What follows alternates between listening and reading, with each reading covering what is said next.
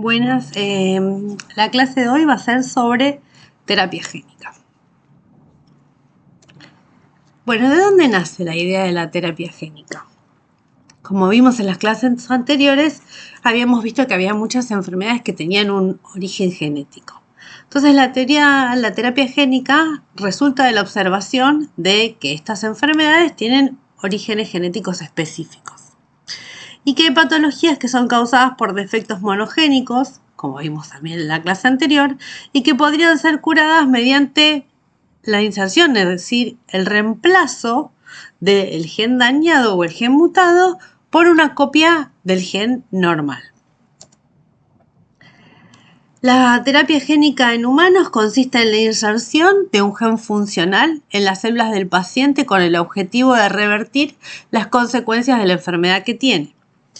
Puede ser una mutación genética conocida, que sea hereditaria o adquirida, o múltiples mutaciones desconocidas. ¿Para qué sirve la investigación en terapia génica? Para el tratamiento potencial de todo tipo de enfermedades. Estas enfermedades pueden ser enfermedades metabólicas hereditarias, el cáncer, como habíamos visto también en otras clases, con las mutaciones de los protooncogenes y los genes supresores de tumores, enfermedades cardiovasculares, enfermedades neurodegenerativas, enfermedades del sistema inmune y enfermedades infecciosas. La terapia celular la vamos a poder clasificar de acuerdo a la modalidad de la terapia que vamos a llevar a cabo. Entonces, vamos a ver que hay terapia génica de las células germinales y terapia génica de las células somáticas, o sea, de las células que forman todo el cuerpo o de las células que van a generar las gametas. La terapia génica de las células germinales es la que está dirigida a modificar la dotación genética de las células implicadas en la formación de los óvulos y los espermatozoides, con lo cual las modificaciones que hagamos en estas células van a ser transmisibles a la descendencia. Es la indicada para corregir de forma definitiva las enfermedades congénitas, una vez que esta técnica podamos decir que es eficaz y segura, una situación que hoy no parece ser la que se está dando. Y hay que tener en cuenta sobre las consideraciones éticas de esto, porque estamos modificando el acervo genético de la especie.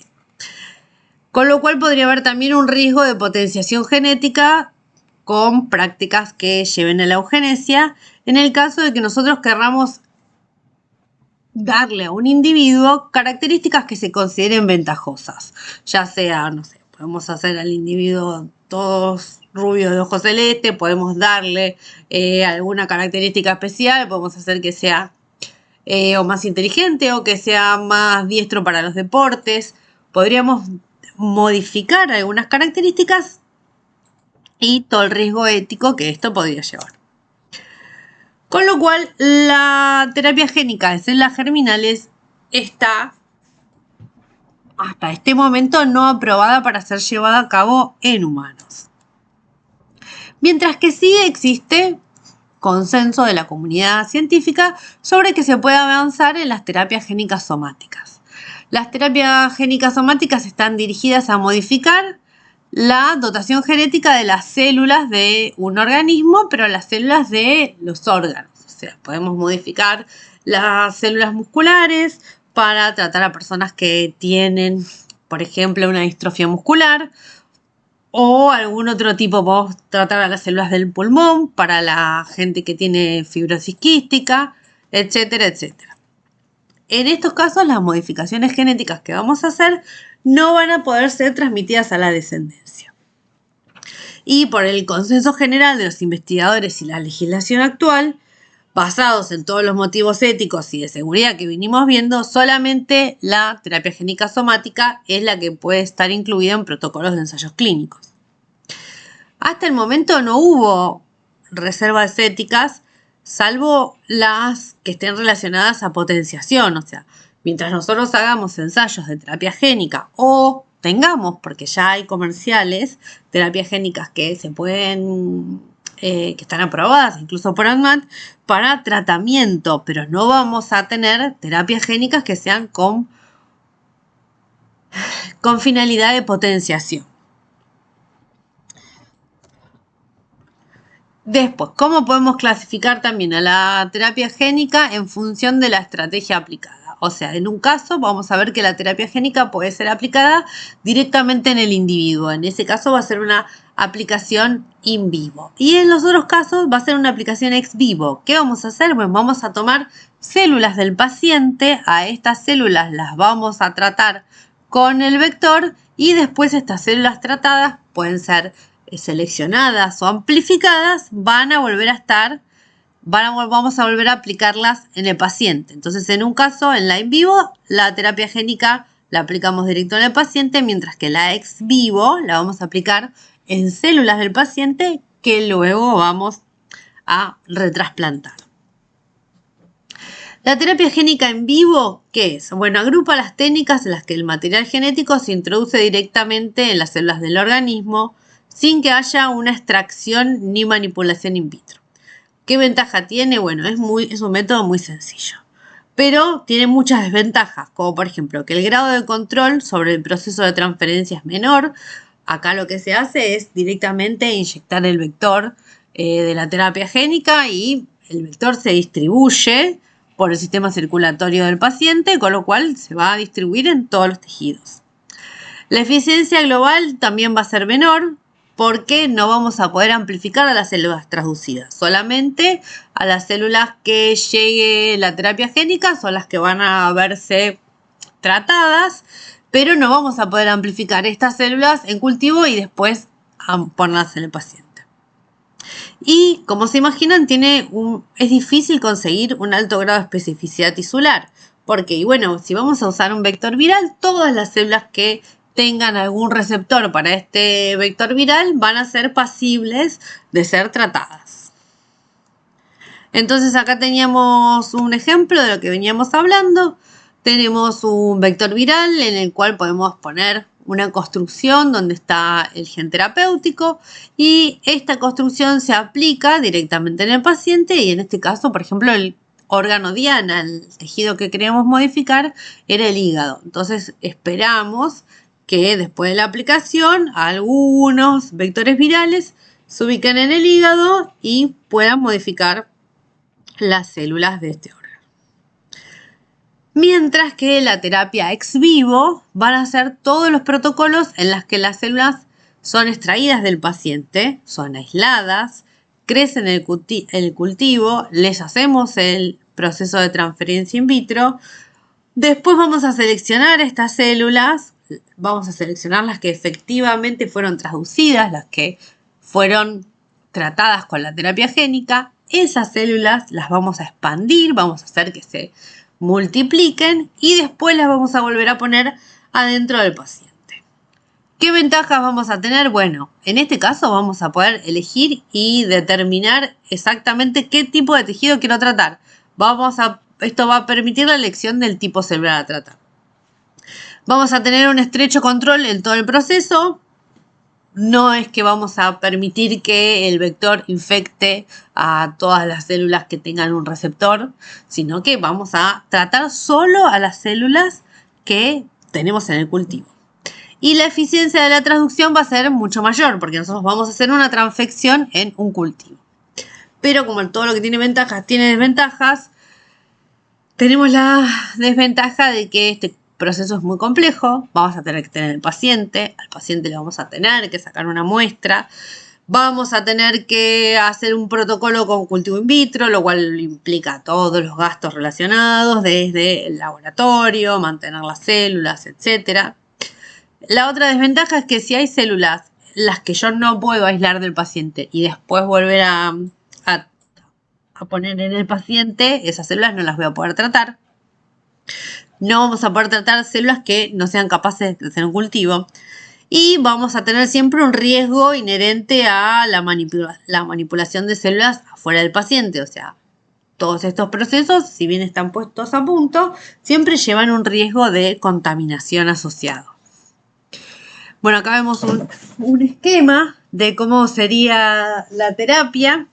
En este caso también vamos a ver que el paciente necesita una terapia para el hígado, Pero, ¿qué es lo que va a pasar? Bueno, vamos a sacar un grupo de células.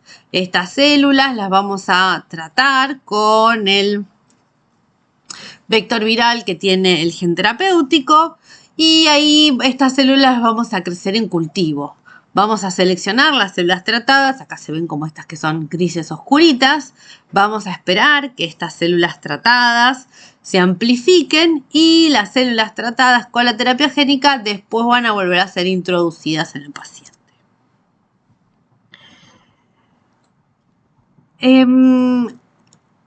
¿Qué beneficios o por qué se está desarrollando ampliamente ahora la terapia génica?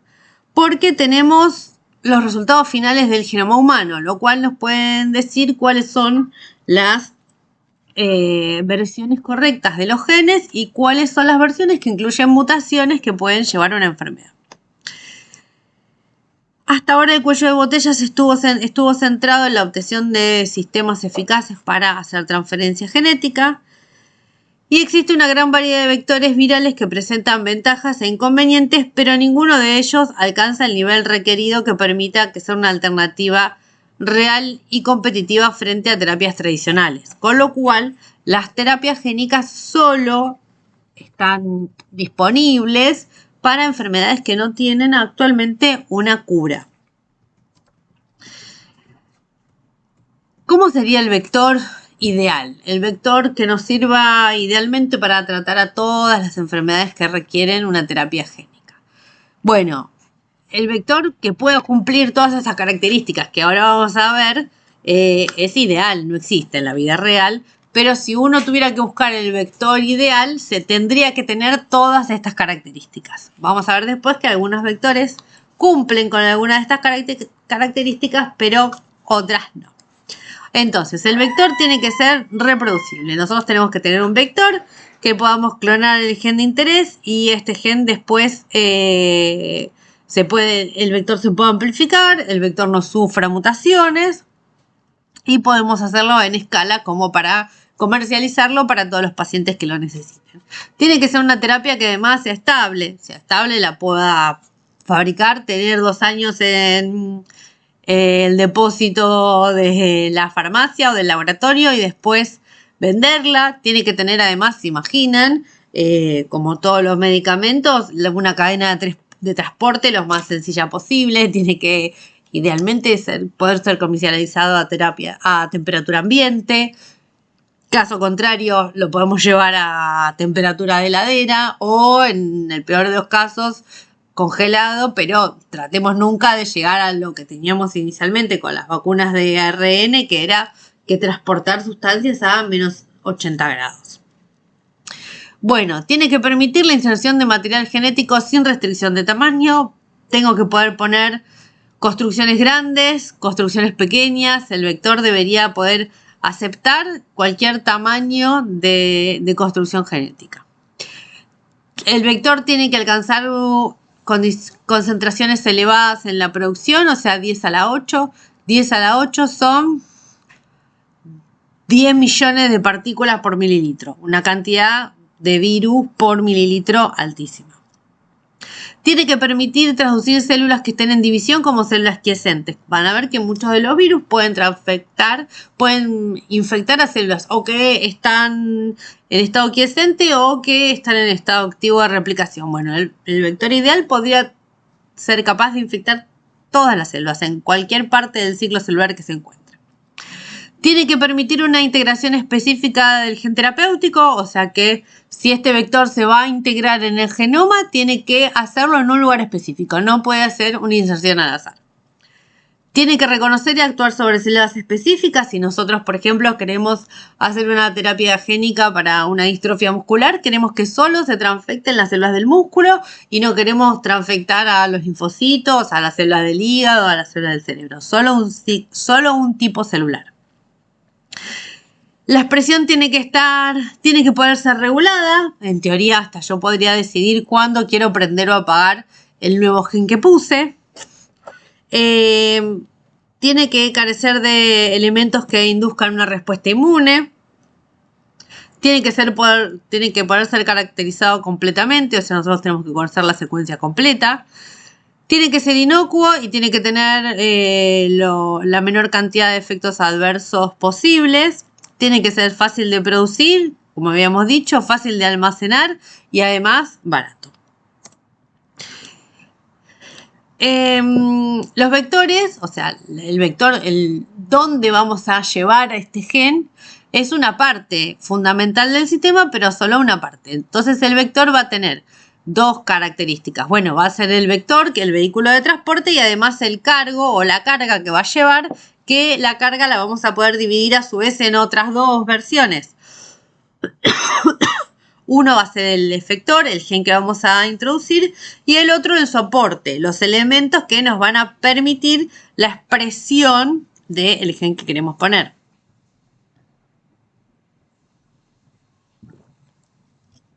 El cargo suele ser una estructura de tipo plasmídico, va a ser un ADN bicatenario circular, aunque puede tener otras naturalezas, y puede ser chiquito desde un oligonucleótido hasta un cromosoma artificial. Y bueno, tiene que permitir incorporar una cantidad elevada de material genético y que esto se perpetúe en el tiempo. El efector que se utilice dependerá del efecto que se persiga. Si se pretende compensar, sustituir o reparar un gen dañado, el efector tiene que ser una copia del gen intacto, el gen original, que posibilite la reparación. Si se pretende introducir un efecto biológico concreto, por ejemplo, eliminar específicamente un tipo de células, bloquear la expresión de un virus, etc., se pueden introducir genes naturales que potencien el efecto o genes que originen nuevas actividades que produzcan el efecto deseado. Tenemos en este caso los genes suicidas. Los genes suicidas son los que se utilizan en la terapia con enzimas procesadoras de prodrogas. ¿Qué es lo que hacen? Bueno, consiste en la introducción de genes que codifican enzimas capaces de convertir a un sustrato inocuo, a la prodroga, en una droga citotóxica.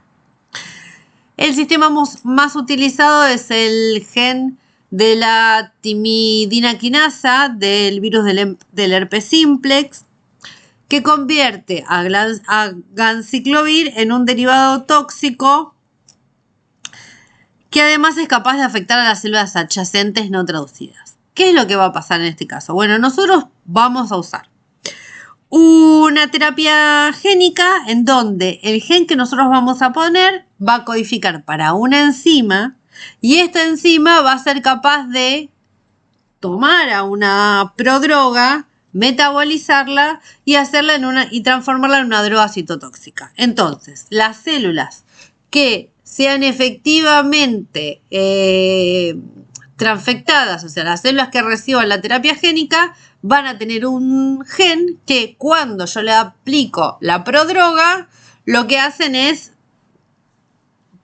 transformar a la prodroga en droga y eso tiene efecto citotóxico, o sea que la célula que sea transducida, que sea tratada con la terapia génica, se va a morir.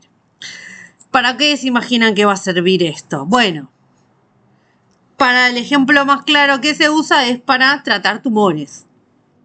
Esto en su momento, hace un tiempo atrás, había ensayos en la Facultad de Veterinaria de la Universidad de Buenos Aires, donde perros que tenían algunos tipos de tumores, sobre todo tumores de piel, cáncer de piel, se les estaban probando estas terapias génicas, en donde lo que se hacía era inyectar al tumor con la terapia génica que tenía la enzima para transformar la prodroga en droga. Entonces, ¿qué hacía? Bueno, uno hacía la terapia génica sobre el tumor de los perros, después al perro le daba ganciclovir y lo que debería pasar es que las células que habían sido transfectadas tomaban al ganciclovir y finalmente morían, con lo cual hacían como una terapia antitumoral específica de las células que habían sido transfectadas.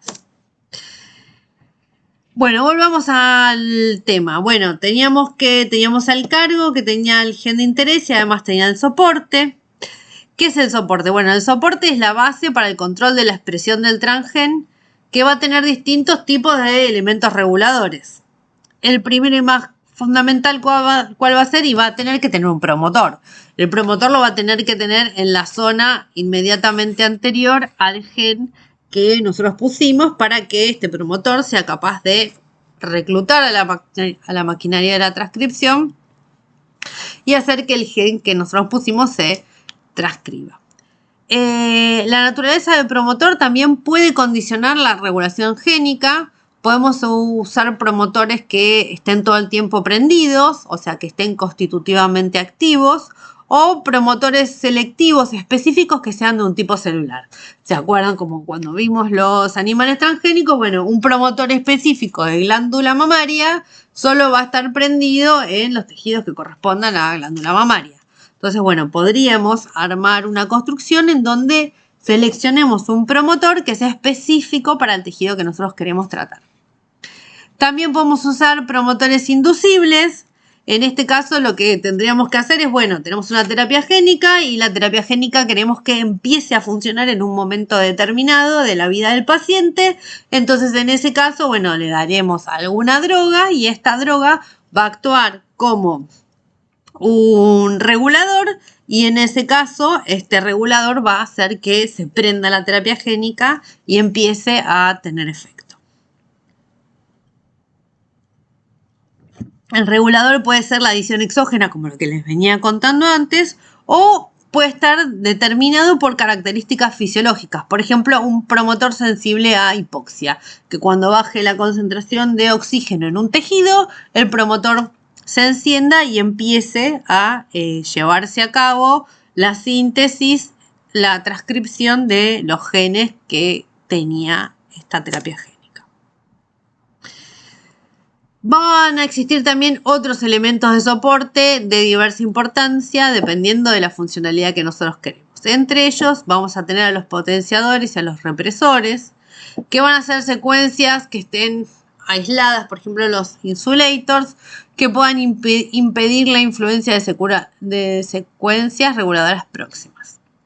También vamos a tener secuencias de integración para que el material exógeno quede en una situación específica, secuencias de recombinación homóloga para permitir el intercambio de material genético con el genoma del hospedador en una secuencia específica. Podemos poner secuencias de empaquetamiento para introducir el material genético adentro de un vector viral, secuencias inmunoestimulantes, como por ejemplo las islas del CpG, no metiladas, etcétera, etcétera. O sea que lo más importante de las regiones de soporte va a ser el promotor, pero hay otra variedad de cosas que se pueden poner también en el soporte. Bueno, ya armamos el vector. Teníamos al vector, teníamos al cargo. El cargo tiene el gen de interés y tiene el soporte. Ahora vamos a ponerlo, vamos a aplicarlo en el paciente. Bueno, ¿cuáles son las barreras que va a tener que cruzar esta terapia génica hasta llegar al lugar final o su destino funcional? Bueno, la terapia génica va a tener que asegurar una estabilidad en el medio extracelular porque va a tener que evitar la eliminación y degradación del vector cuando uno lo aplique. Además, tiene que lograrse el reconocimiento con la célula diana. Esto se va a dar por un receptor específico. Va a tener que unirse a la membrana. Va a tener que ser internalizado por la célula. Esto generalmente se puede hacer por el transporte de vesículas, como la endocitosis. Después de eso se va a tener que escapar del lisosoma para que no entre en la vía de la degradación. Después se va a tener que desmantelar o se va a tener que desnudar, va a tener que sacar todo lo que es la estructura del vector y finalmente llegar al núcleo para que toda la maquinaria de la transcripción pueda empezar a transcribirlo. Bueno, acá vemos todas las barreras que tiene que atravesar, o sea que tiene que ser reconocido, tiene que ser internalizado, tiene que escaparse de la vía de los endosomas para no transformarse en un lisosoma, o sea, si sigue bajando el pH se transforma en un lisosoma y todo lo que está dentro se degrada. tiene que escaparse del entrosoma, tiene que liberarse, después tiene que entrar al núcleo y en el núcleo tiene que llevar a cabo su función.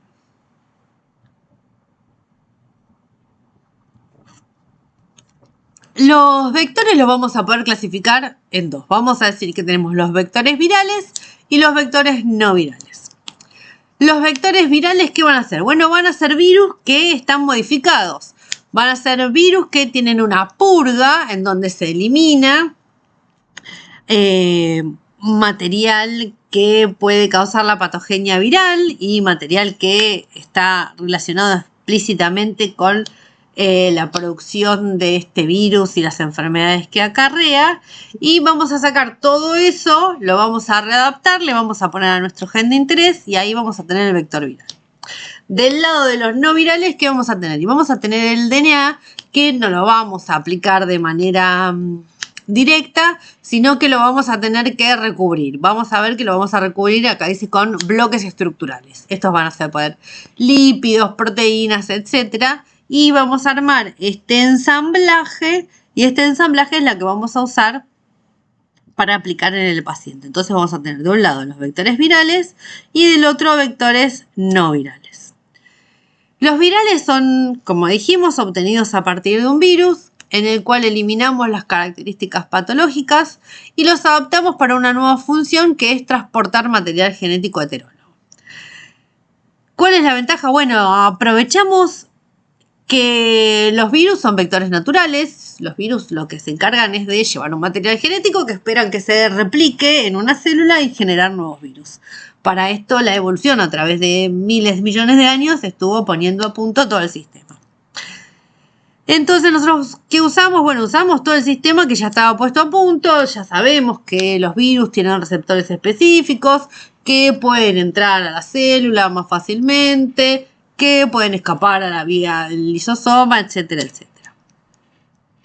Y los vectores no virales van a ser estructuras sencillas que lo que vamos a hacer va a ser recubrir el ADN y facilitar que este ADN ingrese a las células. Los que más se están usando actualmente son los vectores de tipo viral. Fueron los primeros en usarse en ensayos clínicos a comienzos de los 90 y siguen siendo los más utilizados. De hecho, los virus son sistemas de transferencia genética de modo natural. ¿Qué vamos a necesitar? ¿Qué vamos a tener que modificar en un virus para transformarlo en un vector? Bueno, vamos a tener que bloquear la capacidad de propagación eliminando los genes responsables de la replicación. Nosotros vamos a querer que este vector viral lleve un material genético, pero que solo lo lleve y lo deje en la célula. No quiero que se replique y me termine matando a la célula. Nosotros queremos modificar la célula, no queremos matar a estas células, por ejemplo, en el caso de una distrofia muscular o una fibrosis quística. Lo que yo quiero es modificar el genoma de la célula, pero no quiero matarla. Por lo cual lo que voy a tener que hacer es armar posiblemente líneas celulares empaquetadoras. ¿Qué son las líneas celulares empaquetadoras? Bueno, son líneas celulares que lo que hacen es armar cápsides de virus. Entonces yo a estas líneas empaquetadoras lo que tengo que hacer es transfectarlas con mi construcción. Entonces la línea celular ya de base lo que hace es generar las cápsides y les va a poner adentro lo que yo usé recién para transfectarla. Acá vemos un ejemplo. Tenemos una línea celular que lo que se ocupaba era de producir continuamente cápsides, y estas cápsides las puede eliminar vacías, o si yo la transfecto, lo que va a meter va a ser el material que yo le agregué a la célula. Bueno, ahora lo va a sacar en las cápsides que estaba fabricando. Entonces, en estos casos vamos a tener un sistema que está partido, está en dos, porque yo por un lado transfecto con un vector viral, pero por el otro lado la célula ya tenía en otra parte integrado los genes que son los donde fabrica las cápsides. No es que en un único material genético la célula va, en un único material genético la célula va a tener la información para hacer las cápsides y y el cargo. El sistema va a estar dividido en dos, de manera que una vez que estos vectores virales que tienen a la secuencia de interés adentro, una vez que estos vectores virales se infecten en la célula, lo único que van a poder hacer va a ser copiar el gen correcto, pero no van a poder fabricarse nuevas cápsides para infectar a las células del lado. Bueno, el segundo paso es eliminar, o otro paso era eliminar el genoma viral para crear espacio en donde poner al gen terapéutico. ¿Qué es lo que hay que eliminar? Hay que eliminar a todos los genes que no sean esenciales, especialmente a todos los que puedan ser tóxicos o perjudiciales para la célula que vamos a tratar. Los vectores virales tienen ventajas, son altamente eficientes en los procesos de transferencia y dan la posibilidad de integrar el transgen en el genoma de la célula huésped. Las desventajas, bueno, la falta de especificidad celular en la mayor parte de los casos. Dependiendo, esto siempre va a depender del virus que nosotros estamos eligiendo. Si elegimos un virus para el cual hay receptores en un montón de tejidos del cuerpo, bueno, todos esos tejidos donde haya un receptor van a poder ser transfectados por el vector viral. La limitación en el tamaño, o sea, esto es un virus, todo el material que voy a poder poner tiene que entrar finalmente en la cápside. Va a haber un impedimento estérico, va a haber una cantidad máxima de ADN que yo voy a poder calzar adentro de este vector viral. Otra cosa es que los virus son virus, por lo cual facilitan el desarrollo de una respuesta inmune. Van a ser inmunogénicos. Y nuestra idea es solamente hacer una modificación genética, no desarrollar una respuesta inmune contra el vector viral. Con lo cual hay que tener mucho cuidado porque si nosotros estamos desarrollando una respuesta contra el vector viral y yo finalmente logro traducir las células que quiero, pero esa célula después viene el sistema inmune y las elimina, no voy a tener el efecto deseado.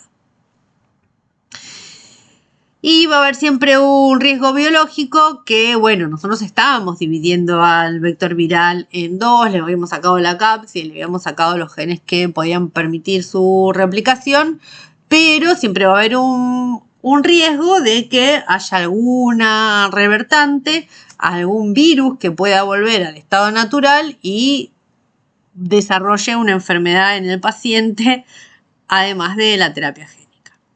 Bueno, vamos a ver que los vectores virales pueden ser de muchos tipos de virus y generalmente los vamos a clasificar como la familia viral de donde partió. Entonces, por ejemplo, tenemos los vectores retrovirales. Los vectores retrovirales, ¿de dónde vienen? Bueno, vienen de hacerle modificaciones genéticas a un retrovirus. Los vectores retrovirales, ¿qué van a hacer? Van a ser un retrovirus modificado, con lo cual van a ser un virus RNA con envoltura. Van a tener una elevada eficacia en la transducción de un número grande de células, son capaces de integrarse, al igual que los retrovirus, y se pueden integrar de forma estable en el genoma de la célula que infectan sin expresar ninguna proteína viral que sea inmunogénica, y son relativamente poco patogénicos. ¿Cuáles son las desventajas? Bueno, los vectores retrovirales solo son capaces de traducir eficazmente a células que se estén dividiendo. O sea, solo van a poder transfectar células que están en división. Si vamos a hablar de células quiescentes, estos vectores no van a funcionar. Esto inicialmente puede ser una ventaja para tratar patologías oncológicas, células que se están dividiendo de manera constante, en donde el ciclo celular está descontrolado y la célula se replica de manera continua. Con lo cual, si yo quiero hacer una terapia génica para el cáncer, bueno, en este caso voy a tener una ventaja. Los vectores retrovirales solo van a tratar a células que se estén dividiendo, con lo cual otras células del cuerpo no van a poder ser transfectadas. Pero tenemos la desventaja que si yo quiero traducir células del cerebro que no se están dividiendo, bueno, este vector viral no va a funcionar. Otro problema es que, bueno, es un virus RNA, con lo cual las cosas que son RNA pueden acumular muchas mutaciones. Y además las cosas RNA tienen una posibilidad de ser degradadas mucho mayor que otros productos que sean ADN. Con lo cual la estabilidad de las partículas va a ser baja y la tasa de producción final también va a ser baja. Y van a tener una baja especificidad, van a poder transfectar un montón, transducir un montón de células diferentes, con lo cual el rango de infectividad es a veces demasiado amplio. Otra familia de vectores virales son los vectores adenovirales. Son virus que dependen de virus ADN, con lo cual, bueno, los adenovirus, un virus ADN, acá sí que en este caso vamos a usar virus ADN. Virus ADN sin envoltura, o sea, vamos a tener solo la cápside, un virus desnudo. Y va a tener un genoma bicatenario bastante grande de hasta 36.000 pares de bases. ¿Qué vectores adenovirales se usan? Bueno, se usan el 2 y el 5 porque no están asociados a enfermedades ni causan tumores en animales. Los vectores de adenovirus pueden transducir un número bastante amplio de células, distintos tipos celulares distintos, y pueden trabajar en células que están en división como en células que no están en división. Con lo cual van a tener un rango alto y una eficacia de transfección elevada. Sin embargo, hay que tener en cuenta que el genoma raramente se va a integrar en el genoma de nuestro vector viral, raramente se va a integrar en el genoma de la célula. Con lo cual me va a quedar como un DNA episómico y va a tener una transfección o una producción transitoria. En el caso de que la célula se divida y pierda este material, bueno, no va a haber nueva transcripción de este producto. Uno de los problemas es que la mayor parte de la población humana ya tuvo alguna infección por algún adenovirus. Hay muchos adenovirus que causan enfermedades respiratorias similares a gripe. Y bueno, por lo cual existen estrategias inmunosupresoras transitorias para evitar esto, o sea que la respuesta inmune preexistente del paciente no inactive a la terapia génica. Y otra opción que es, bueno, usemos adenovirus, pero que no sean adenovirus humanos. Usemos adenovirus, por ejemplo, caninos, bovinos, ovinos, etc. En estos casos, como la respuesta inmune, si un humano estuvo infectado por un adenovirus humano, bueno, va a reconocer lo que es la cápside del adenovirus humano. Pero si yo estoy usando un adenovirus de canino, bueno, es posible que mi sistema inmune no lo reconozca. Pero además tenemos que tener otro resguardo. ¿Por qué? Porque durante la pandemia se utilizaron vacunas adenovirales, ¿se acuerdan? La vacuna, la de AstraZeneca, la de CanSino y la Sputnik, estaban basadas en vectores adenovirales. Con lo cual, los pacientes que hayan sido tratados con estas vacunas van a tener una respuesta inmune, posiblemente también al vector. Con lo cual, en estos casos, los pacientes que hayan sido tratados con vacunas adenovirales para COVID podrían tener una respuesta inmune contra el vector, con lo cual, si es una terapia génica que tenga un vector adenoviral, se estima que la respuesta podría no ser óptima, podría ser una respuesta mucho más baja. Y también tenemos en otro lado lo que son los vectores a virus adenoasociados. Bueno, los adenoasociados, ¿qué son? Son parvovirus humanos. Son pequeños virus sin envoltura, o sea, van a ser también virus con la cápside desnuda, que van a tener un genoma de ADN, pero monocatenario. Y van a ser capaces de infectar un gran número de células de distinto origen, que estén tanto en división como las que estén quiescentes. En este caso van a tener la ventaja de que se van a poder integrar. Y lo que se sabe es que tienen un sitio específico para la integración, que en humanos es el brazo pequeño, o sea, el brazo P del cromosoma 19.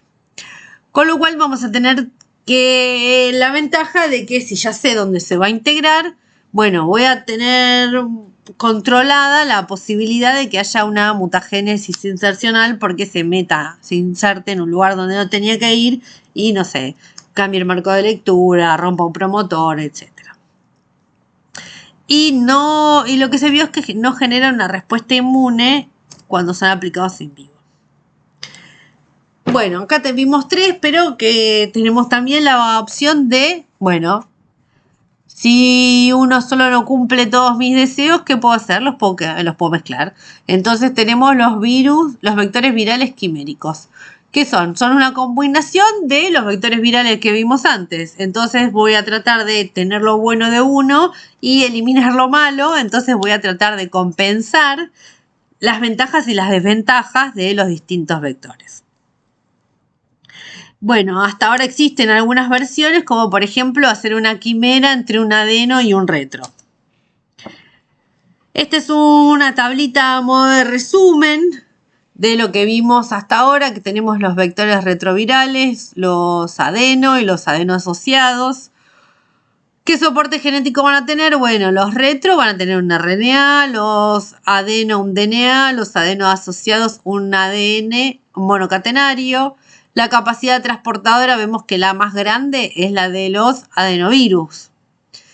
La inmunogenicidad va a ser, bueno, baja para los retro, baja para los adeno asociados, alta para los adenos. La transfección va a ser elevada para los 3. Vamos a ver si los vamos a poder transfectar células que estén en división celular. Solo van a permitir los retrovirus. Va a haber integración o no del transgen. En los retrovirus sí, en los adeno no, en los adeno asociados sí y en los adeno asociados va a ser específica. Estables, ¿cuál? Bueno, los que van a ser más estables son los que son ADN, como el adeno asociado y el adeno. La especificidad de tejido va a ser baja para los 3.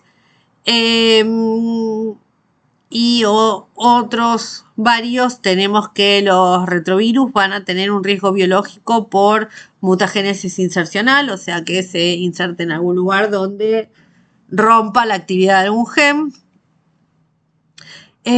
Los adenos van a estar limitados porque no va a haber replicaciones. Y vamos además a ver que, bueno, el campo de aplicación va a ser bajo porque tenemos que evitar toda la respuesta inmune preexistente. Acuérdense lo que vimos de la gente que ya se había enfermado de alguna enfermedad causada por adenos o gente que haya sido vacunada con vacunas que hayan usado adenos. Y los adenos asociados, bueno, el proceso de producción es muy tedioso. Bueno, entonces ahí terminamos de ver lo que son los vectores virales. Vamos a pasar a los que son los vectores no virales. Los vectores no virales son productos que se asemejan mucho más a los productos farmacéuticos tradicionales. No vamos a tener un sistema de producción biológico, vamos a tener un sistema de producción más en lo relacionado a la síntesis química. ¿Qué vamos a hacer? Bueno, vamos a pretender mimetizar el proceso natural de introducir material genético en una célula, pero usando materiales sintéticos, por lo tanto conocidos y controlables. Los vectores no virales van a ser de una eficacia inferior. La forma de traducir ADN en la célula va a ser más baja, pero van a ser más fácil de manipular, van a ser mucho más estables, van a tener condiciones de bioseguridad mucho mayores, no va a haber implicancias de volver a tener virus wild type. La capacidad transportadora va a ser muchísimo más grande porque no voy a tener el impedimento que tiene que ser algo que tiene que entrar en el genoma y después en la cápside del virus que haya elegido. Van a tener una potencial inmunogénico mucho menor y una especificidad tisular que nosotros vamos a poder determinarla por lo que usemos de cubierta. Bueno, ¿se acuerdan que habíamos visto ya en algunas clases antes métodos para transferir ADN en células? habíamos visto que, bueno, en las últimas que lo vimos fue cuando vimos los animales transgénicos. Pero más o menos todo lo que vimos en esos casos va a ser aplicable en este caso también. Vamos a tener los métodos físicos, que van a ser el bombardeo de partículas de ADN recubiertas, con lo que eran el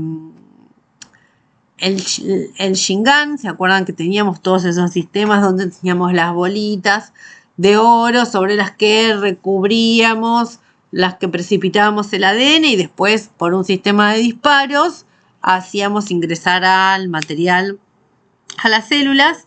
Y después teníamos los métodos de electroporación donde generábamos un campo eléctrico y ese campo eléctrico lo que hacía era dirigir un potencial y este potencial hacía que el ADN con carga negativa ingrese a la célula. Y teníamos también los métodos no virales como recubrir con liposomas o transferir o hacer una transferencia mediada por receptores. Los métodos físicos se basan en introducir el ADN en la célula mediante la aplicación de un sistema eléctrico o mecánico. Las desventajas, bueno, principalmente van a tener una aplicación localizada y el número de traducido de células va a ser bajo. Con lo cual, si yo tengo una baja cantidad de células traducidas, voy a tener un efecto bajo. Y acá aparece la pistola del Shingan. La pistola del Shingan o la pistola génica lo que hace es tener a las pelotitas muy chiquitas de ADN sobre las que íbamos a tener que haber precipitado el ADN. Esto lo cargábamos en la pistola y después por un disparo que puede ser de un gas inerte como helio, hay un impulso de tipo balístico que hace que por esta zona se apliquen, salgan las bolitas con el ADN. Entonces esto uno lo pone, no sé, en la piel de una persona o de un animal y puede llevar a cabo lo que es la terapia génica. Y después tenemos también la electroporación de bajo voltaje, que lo que hacemos es una permeabilización transitoria de la membrana celular por aplicación de pulsos eléctricos de alta frecuencia y bajo voltaje. Esto es una inyección intersticial de ADN desnudo, especialmente efectivo en músculo. Este sistema es muy parecido, para que se hagan una imagen, a lo que sería ponerse las agujitas de la acupuntura.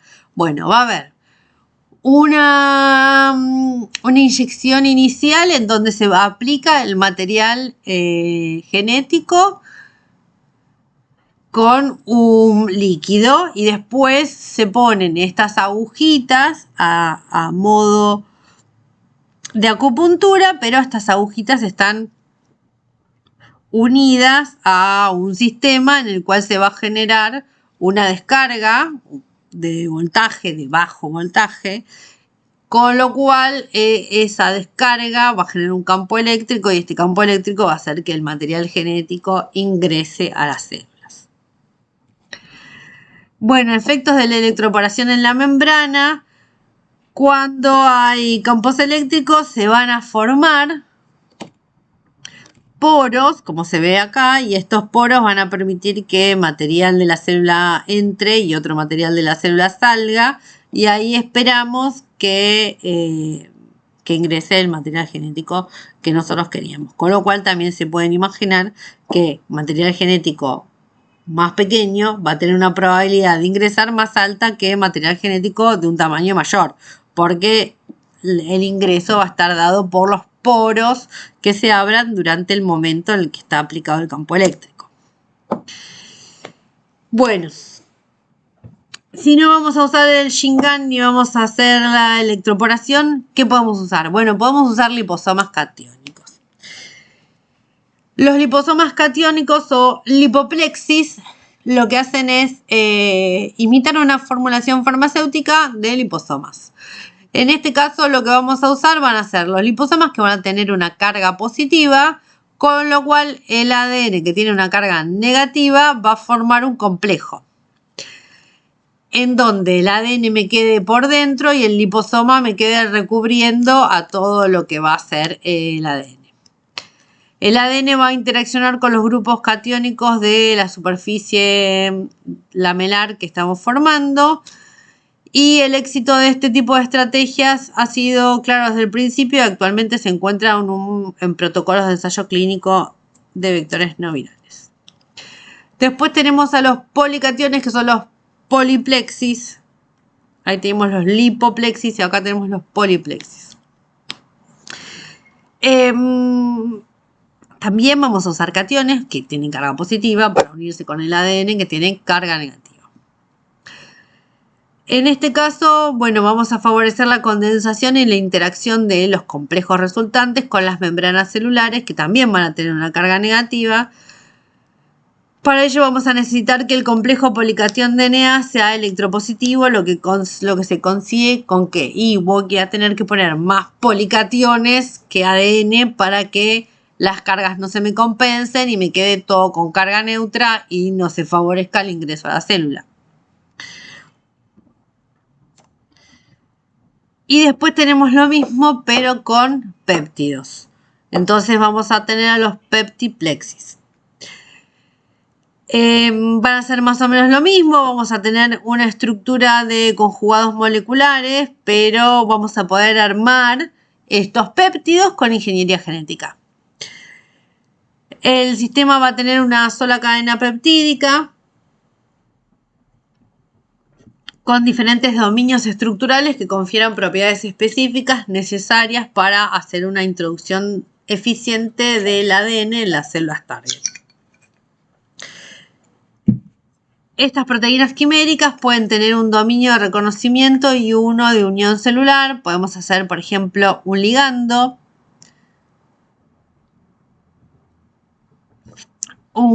que se una a un receptor, que además tenga un dominio que me facilite que esto se escape del endosoma.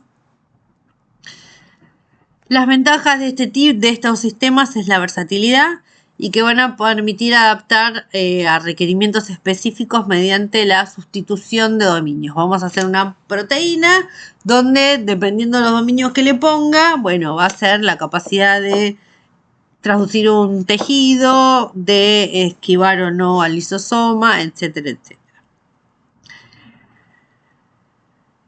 Las desventajas, bueno, es que vamos a tener que hacer un sistema de expresión de proteínas recombinantes a gran escala y que además, como vamos a estar poniendo proteínas, bueno, las proteínas pueden ser inmunogénicas.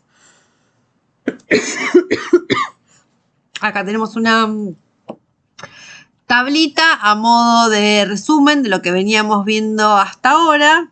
Vemos que teníamos métodos, los sistemas de traducción no virales, teníamos a los métodos físicos, a los lipoplexes, que son los liposomas, a los poliplexes, que van a ser otras moléculas, y a los peptiplexis, que van a ser las proteínas.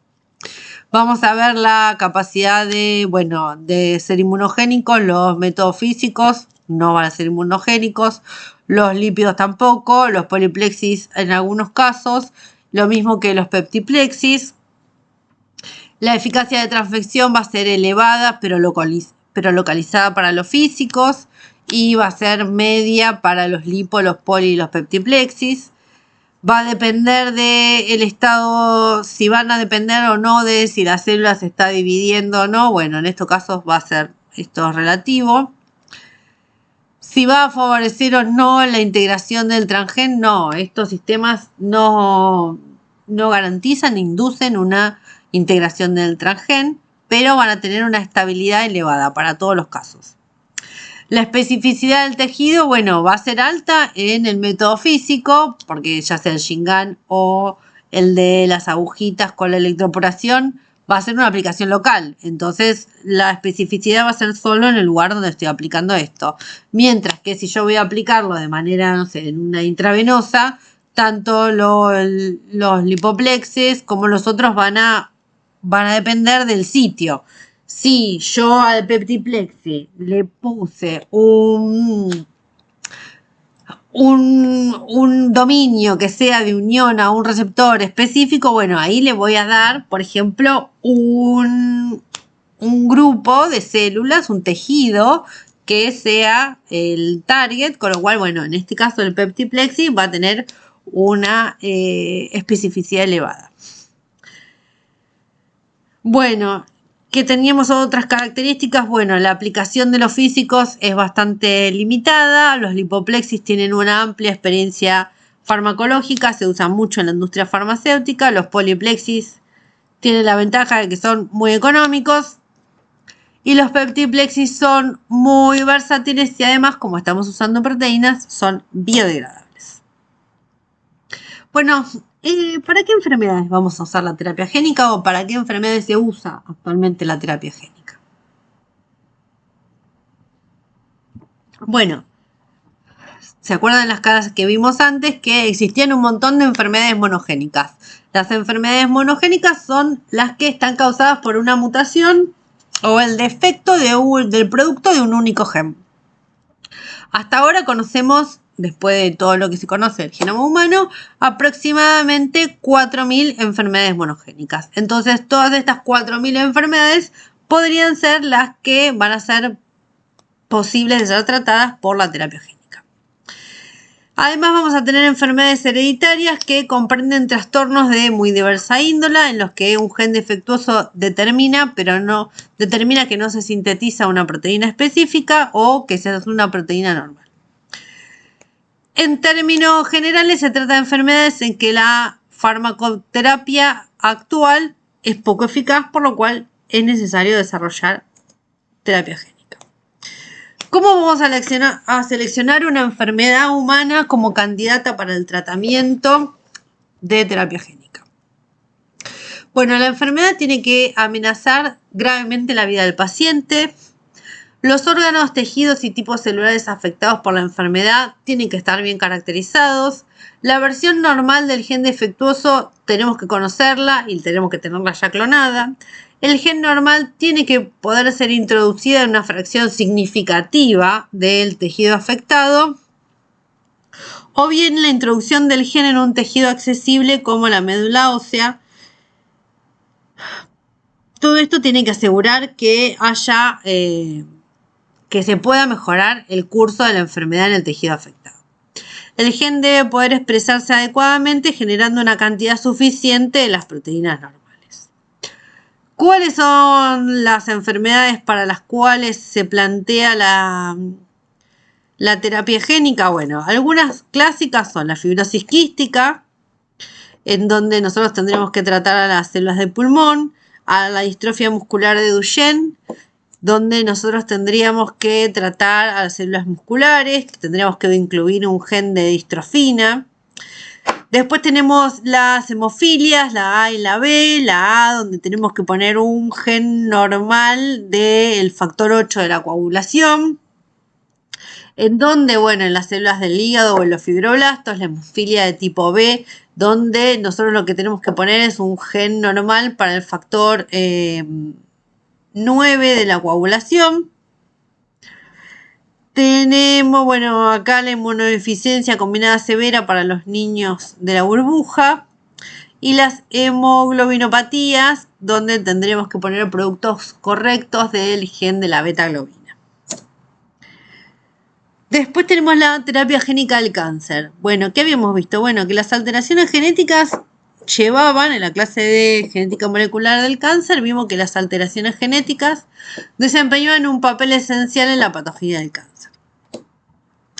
En estos casos no vamos a corregir un efecto genético como ocurre en las enfermedades monogénicas, sino que lo que vamos a utilizar es la manipulación génica para dotar de una nueva propiedad a las células que les demos y que estas nuevas propiedades estas nuevas habilidades que les demos, las células la puedan aprovechar en algún tipo de tratamiento para la patología oncológica. El caso que hemos visto antes, que era, bueno, a darles el gen de la timidinquinasa para agarrar a anciclovir y transformarlo en una droga citotóxica y que estas células se mueran. Hay diferentes estrategias que se están usando en ensayos clínicos que lo que permiten es aumentar la actividad antitumoral de las células inmunes por medio de citoquinas. factores de necrosis tumoral, factores estimulantes de colon y interferones. ¿Qué es lo que hago? Bueno, yo lo que pongo es proteínas que tengan actividad antitumoral. O sea, que a la célula del tumor ahora va a secretar una cantidad importante de citoquinas. Si secreta una cantidad importante de citoquinas, ¿qué va a pasar? Y bueno, va a reclutar un montón de células del sistema inmune, y estas células del sistema inmune, que generalmente cuando hay un caso oncológico, ¿se acuerdan? Que, bueno, si vieron en Inmuno, que durante los procesos de un desarrollo de cáncer, bueno, las células en algún momento deciden no atacar al tumor. Bueno, ahora vamos a hacer que todas estas células que no es que habían bajado su capacidad de ataque al tumor, vuelvan a ver al tumor como algo inmunogénico y lo ataquen. Bueno, y ahí teníamos también a los genes suicidas, que era lo que les había contado de la timidinquinasa. También, ¿qué vamos a poder hacer? Bueno, vamos a poder bloquear la expresión de oncogenes mediante terapia antisentido. En este caso, lo que se puede hacer es incluir genes que generen mensajeros que sean complementarios a los mensajeros que codifican para los oncogenes, con lo cual los mensajeros que se puedan hibridar van a hacer que estos RNAs hibridados no expresen proteína. Podemos introducir también genes supresores de tumores para obligar a frenar el ciclo celular en las células del tumor. Podemos también usar adenovirus oncolíticos que se ocupen de degradar a las células. Podemos usar también genes con efecto antiangiogénico para bajar la formación de vasos sanguíneos. Podemos introducir genes de resistencia a fármacos para reducir la toxicidad de las quimioterapias. Por ejemplo, si nosotros vamos a usar una droga muy fuerte en quimioterapia y queremos evitar que estas drogas dañen a la médula ósea, bueno, podríamos hacer en paralelo o previo a una terapia génica donde las células de la médula ósea se vuelvan resistentes a la quimioterapia posterior.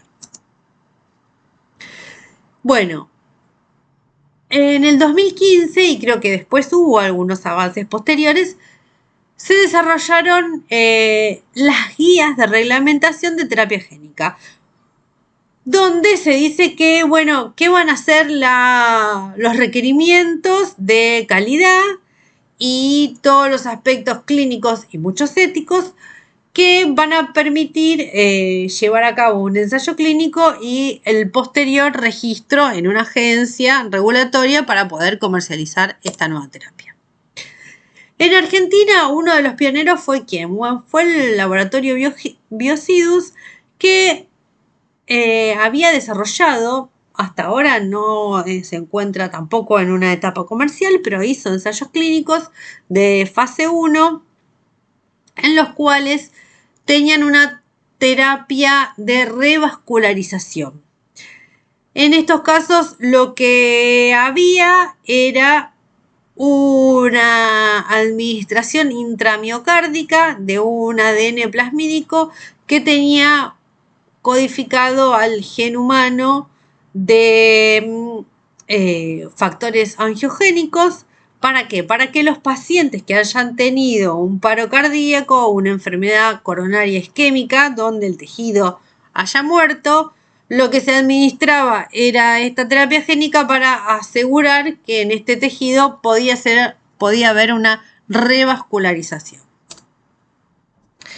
Y después, pasando a más lo que es productos comerciales, vamos a hablar del Zolgensma. El Zolgensma, que antes estaba llamado la droga más cara del mundo, ahora creo que hay un par que son más caras, pero el Zolgensma fue aprobado en el 2019 por la FDA y es una terapia génica para tratar la atrofia muscular espinal de tipo 1, la AME, en menores de 2 años de edad y con una única dosis administrada de manera intravenosa. Lo que se hace es evitar que los pacientes desarrollen la enfermedad en la cual las células mueren. Por eso es que esta terapia tiene que llevarse a cabo ¿cuándo? Tiene que llevarse a cabo antes de cumplir los 2 años de edad, porque después de esta etapa las células del paciente mueren y no son recuperables. Entonces, si nosotros aplicamos la terapia génica antes de los 2 años de edad del paciente, podemos revertir el efecto, podemos hacer que estas células no se mueran, podemos evitar que el paciente tenga esta enfermedad. La atrofia muscular espinal es una enfermedad autosómica recesiva, ya habíamos visto cuando vimos enfermedades genéticas, caracterizada por la degeneración de las motoneuronas debido a las mutaciones del gen SMN1. Responsable del factor de la supervivencia de las motoneuronas. La incidencia es de 1 cada 11.000 nacimientos vivos y en estos casos vieron que hubo varias colectas donde, bueno, lo que se busca es, hay que juntar, no sé, 2 millones de dólares, hasta donde yo sabía eran más o menos esos los valores, 2 millones de dólares para tratar al chico que tiene la enfermedad y además hay que juntarlos pronto, rápido, porque hay que tratarlo antes de que el niño tenga 2 años de edad y cuanto antes lo trate, todavía mejor, porque va a haber una cantidad de motoneuronas que cuanto antes lo trate, menos motoneuronas se van a morir.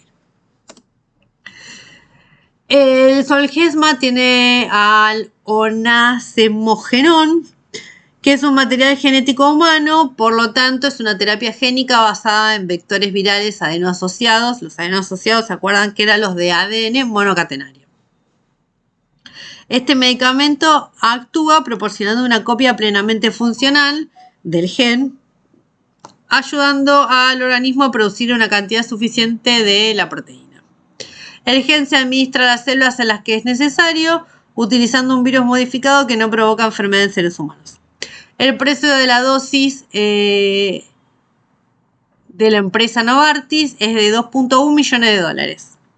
Tiene un montón de, preguntas importantes sobre si el sistema de salud lo tiene que financiar o no. En Argentina hubo un intento de convenio entre el gobierno y Novartis para asegurar que esta terapia estaba disponible en Argentina para todos los chicos que la necesitaran. Bueno, pero existen muchos recaudos. Primero, uno de los primeros es, que tienes que ser específicamente una mutación en el gen SMN, que además todo esto tiene que la enfermedad tiene que haber sido caracterizada y el paciente tiene que tener menos de 2 años. Muchas veces estas enfermedades llevan un montón de tiempo hasta que el sistema médico determina dónde está el error. Si uno determina que el error estaba, en este gen, pero se pasó el tiempo y pasaron más de los 2 años, la terapia ya no es efectiva porque no quedan suficientes motoneuronas para tratar. Con lo cual el gobierno había dicho que en esos casos no había forma de pagarlo. Vieron que también aparecieron en algunas colectas algunos chicos que tenían más de 2 años, igual querían hacer el tratamiento, pero el gobierno estaba diciendo que no, que solo era hasta los 2 años porque los efectos reales se podían evaluar hasta esa edad. ¿Los precios son altos? Sí, son altísimos. 2.1 millones de dólares es un precio impagable tanto para la Argentina como incluso para la mayor parte de todos los países del mundo. Incluir una droga de 2.1 millones de dólares en el sistema de salud de, yo creo que, Francia, España, también daña seriamente al sistema de salud. Pero también hay que tener en cuenta que es una única dosis y que revierte todo el efecto de la enfermedad. O sea, a este chico le damos esta droga y ya no va a tener ninguno de los efectos de la enfermedad a largo plazo. No vamos a tener ni que internarlo, ni hacer terapias, ni dar otros medicamentos. ¿Son valores altos? Sí, y todas las terapias génicas que se vienen ahora van a tener esos valores. Con lo cual, la discusión de si estas terapias génicas van a tener que ser o no incluidas en los sistemas de salud de los gobiernos es toda una discusión que se está dando ahora. ¿Por qué? Porque cada vez se están aprobando muchas más terapias génicas. Hasta ahora, estas no las conté, pero creo que son 9. Son 9 las terapias génicas que se aprobaron en Estados Unidos y Europa. Me parece que la mayor parte de todas estas no están aprobadas en Argentina. Creo que en Argentina estaban, bueno, el Zolgensma, esta, y creo que está también aprobada Luxturna, que es para enfermedades de la retina. Pero el resto de las terapias génicas me parece que todavía no fueron aprobadas por ANMAT. Las terapias génicas lo que hacen ahora va a ser revertir todo el efecto de la enfermedad en pacientes que no tenían tratamiento. Por ejemplo, los pacientes de la atrofia muscular espinal no tenían un tratamiento hasta el día de hoy. Con lo cual, esto sería un tratamiento que además lleva a la curación de la enfermedad.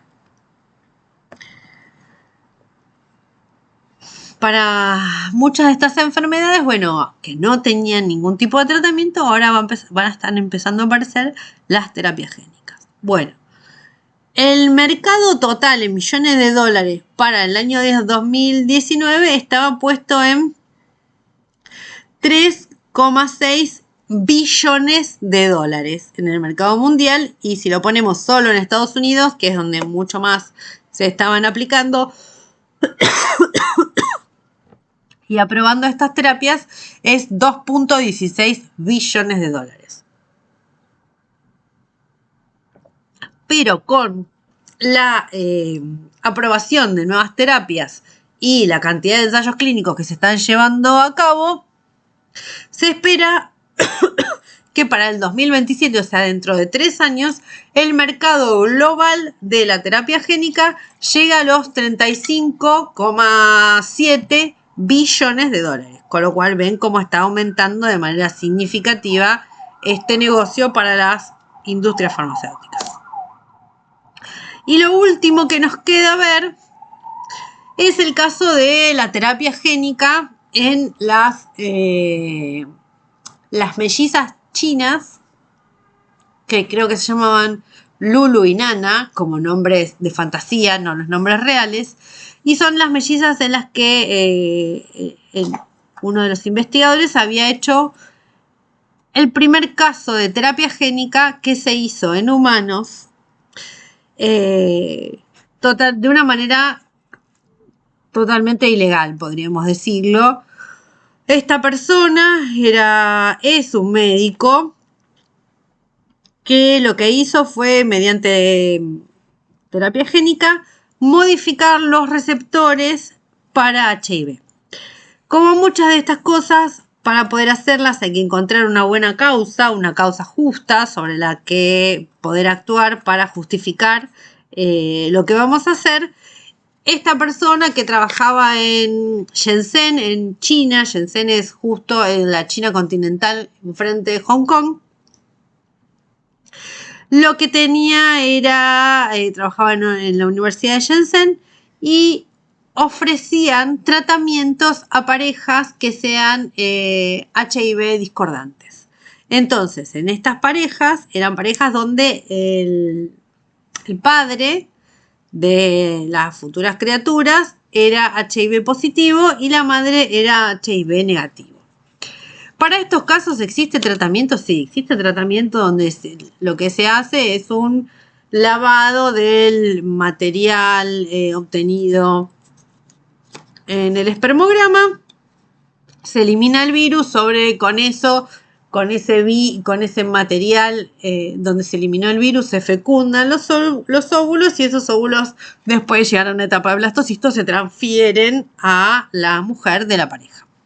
Bueno, esta persona lo que dijo, el médico, que esa terapia, si bien era la terapia que había que aplicar, y sobre la terapia que hay un consenso en la comunidad médica, que es la terapia a indicar, él sugirió que lo mejor podría ser modificar los receptores de los linfocitos de estas nenas, de estos embriones, vamos a ponerlo así.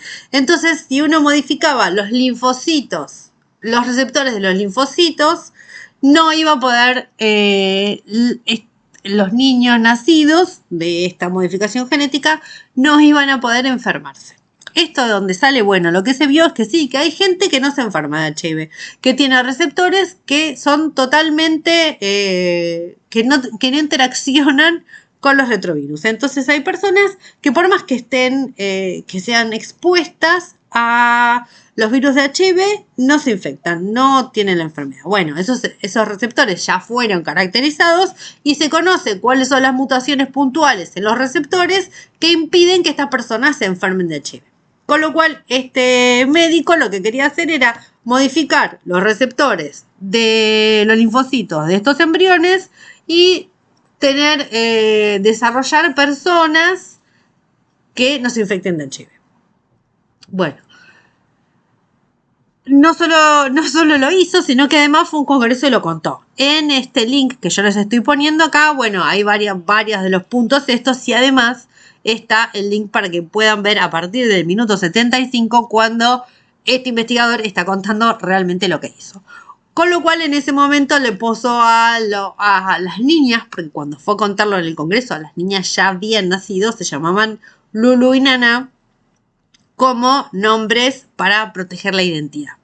Y en esa misma conversación con otros investigadores sale que había otra pareja que también estaba esperando una nena, otra nena, que iba a tener el genoma modificado.